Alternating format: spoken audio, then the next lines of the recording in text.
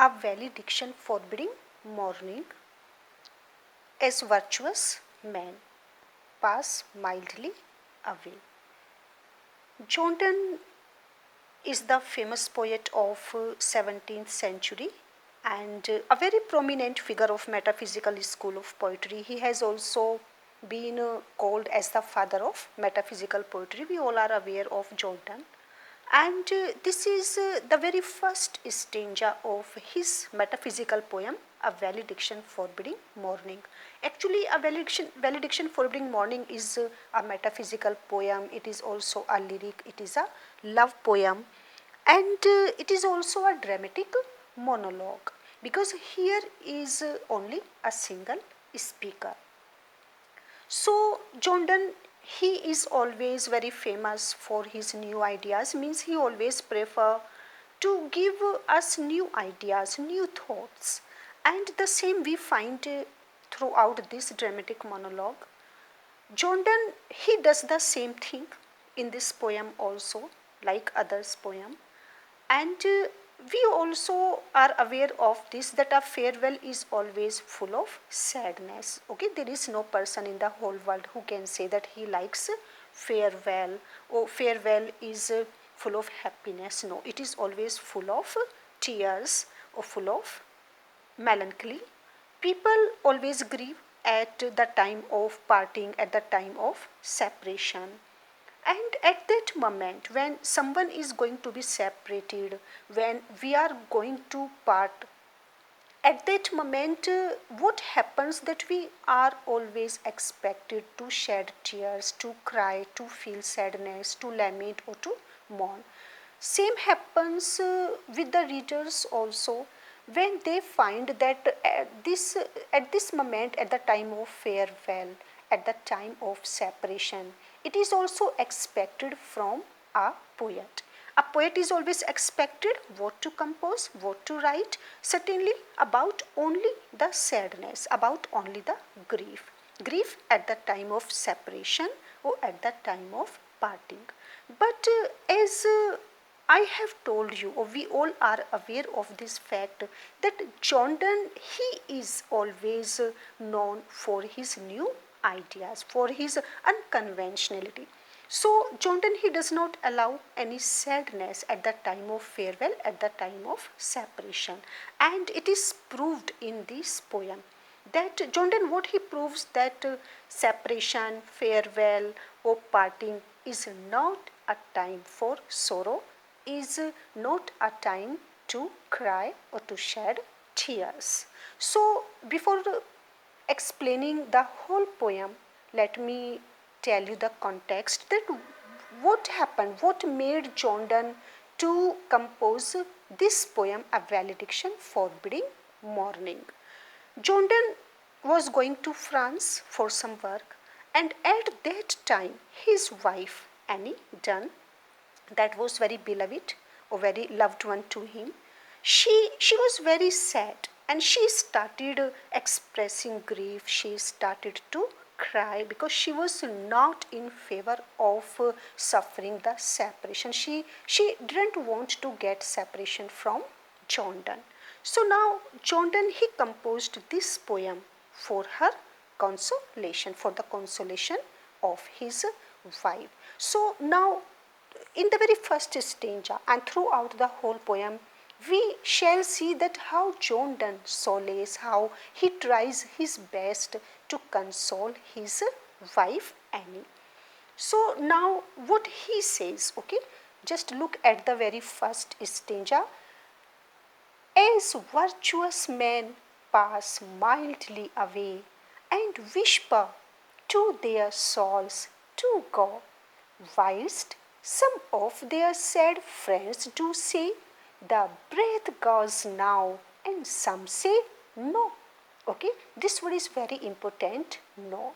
So as virtuous man, virtuous religious person, good man, gentleman, peaceful man, virtuous man, we can say that the person who believe in the existence of God, in the existence of that supreme power, or virtuous man who believe that who believe in the immortality of soul. So as virtuous men pass mildly away, we are not talking of sinful person, but religious men pass mildly away, pass away.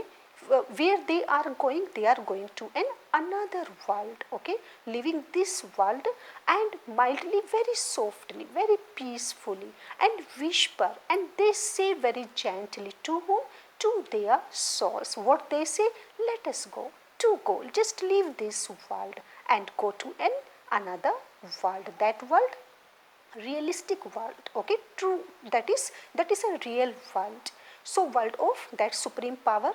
Whilst some of their sad friends do say, they are very sad friends or relatives, they are very sad. Why they are sad? Because they think that the breath goes now, the person is dead, and some say no, because they are aware of the reality that soul is not changeable. Soul is not mortal, but it is immortal, it is eternal. Okay, so here John Donne, in the very first stanza, he has shown us his metaphysical quality, his extraordinary talent, because right from the beginning he has created a very beautiful image in the mind of his readers, and we find here that what kind of scene is being created by John Donne.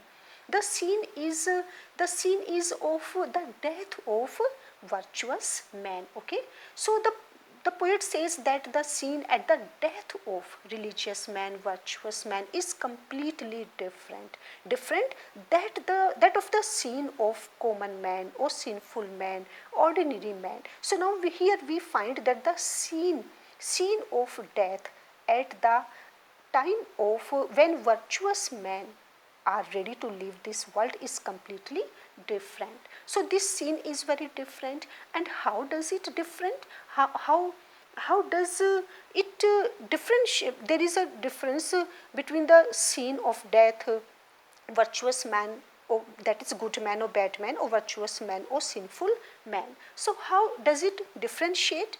That is, there is no grief. Okay, John Donne says that there is no grief, there is no cry, there is no lamentation, and there is no mourning, means there is no sadness at the time of their death.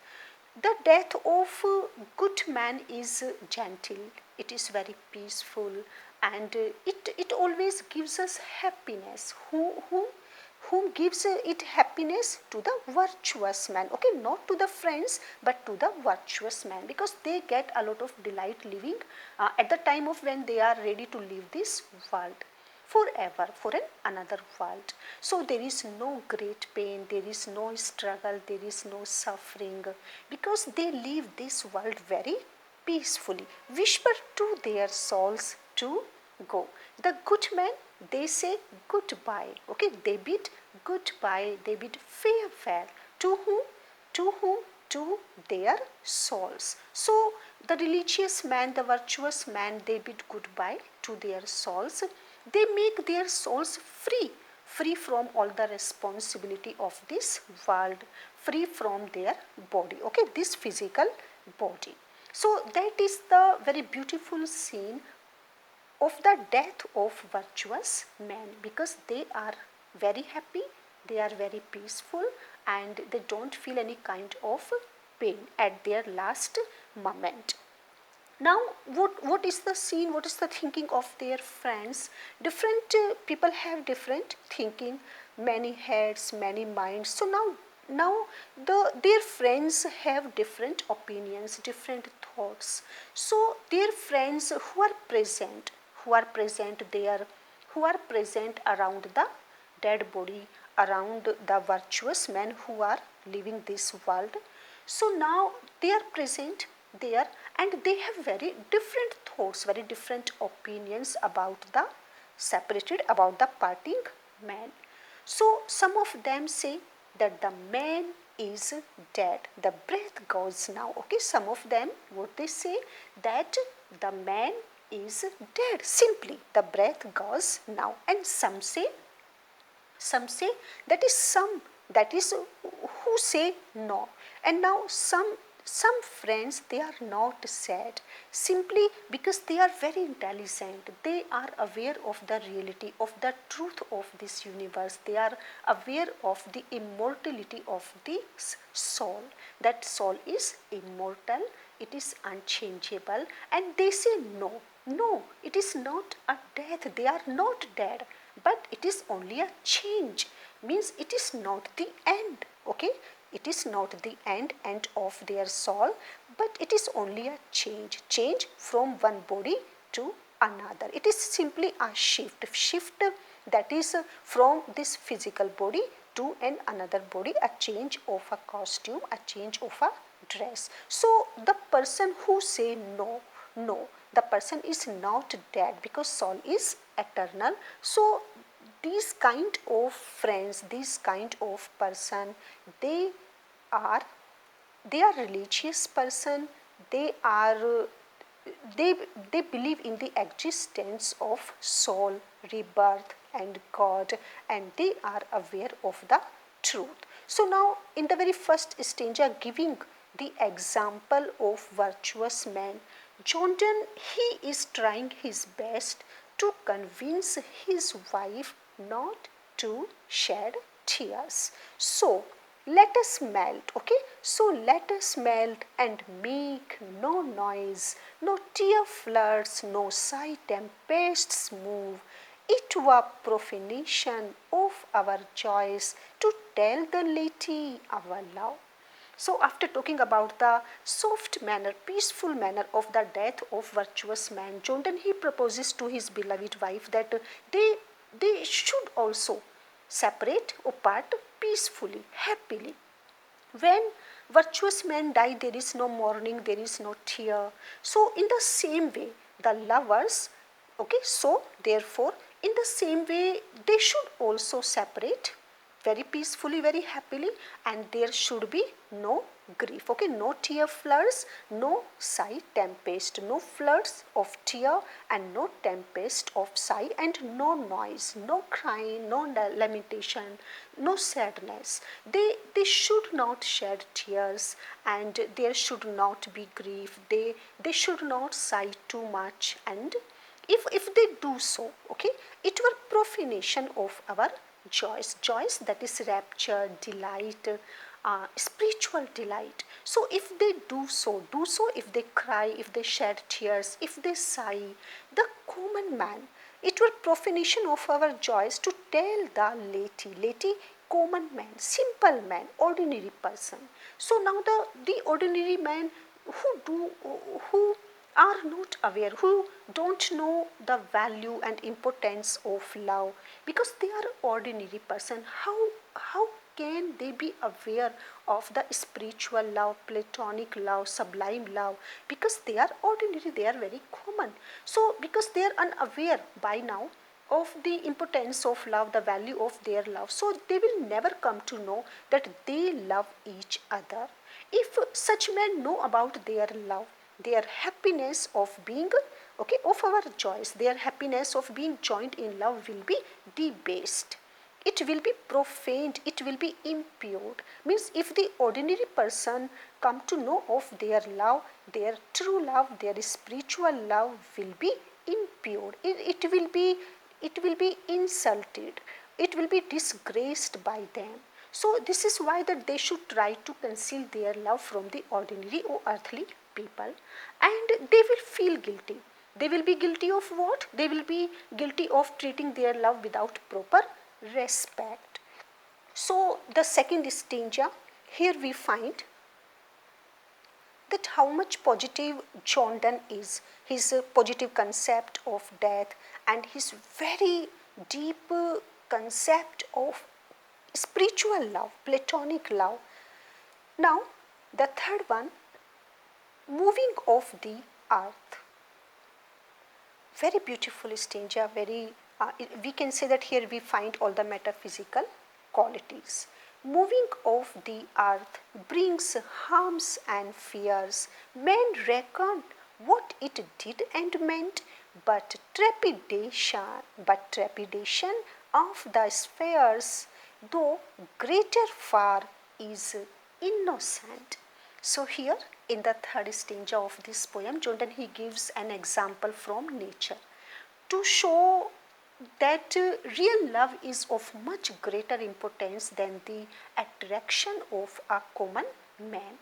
Whenever there is an earthquake, okay, here we find a metaphysical conceit, and this conceit is taken from geography and astronomy. Okay, just look at this word trepidation. Trepidation is actually a technical term when what happens that when one planet abandons its orbit, it clashes with some other planet, there is called trepidation.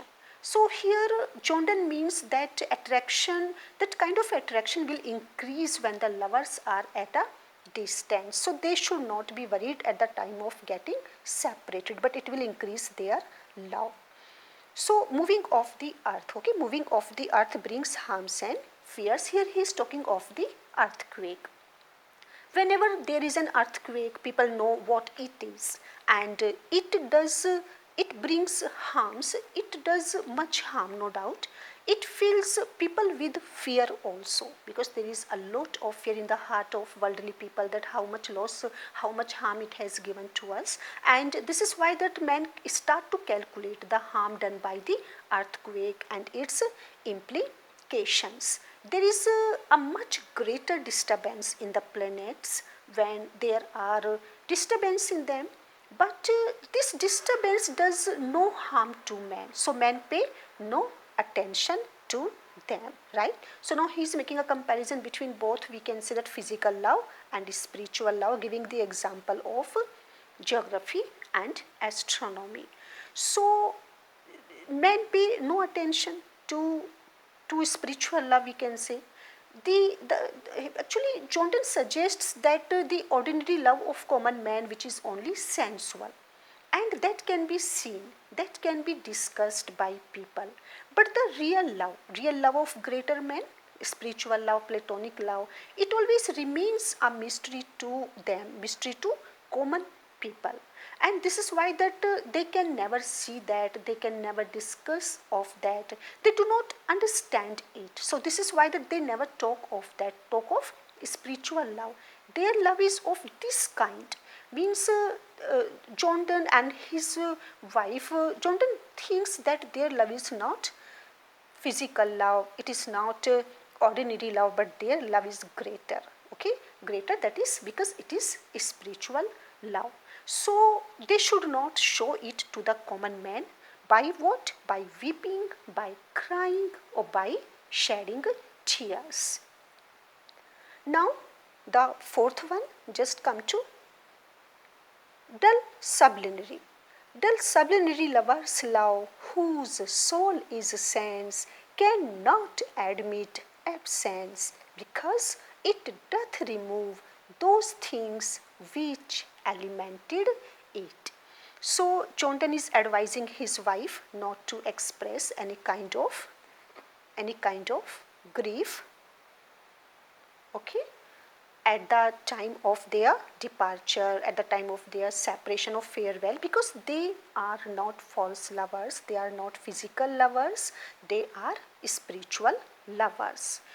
And what he says, dull sublunary lovers. So here he gives another example uh, of the spiritual or platonic love, sublime, lofty love, that dull-minded, okay, dull-minded, worldly lovers, earthly lovers, or common lovers. We can say that dull lovers, completely dull-minded, block-minded, means the lovers who are full of lust. We can say that lustful lovers, they have no idea of real love. They have no idea. How can it be possible for physical lovers to be aware of the spiritual lovers? Because spiritual love is very far from their reach. So this is why that Jordan he is calling them dull sublunary lovers love.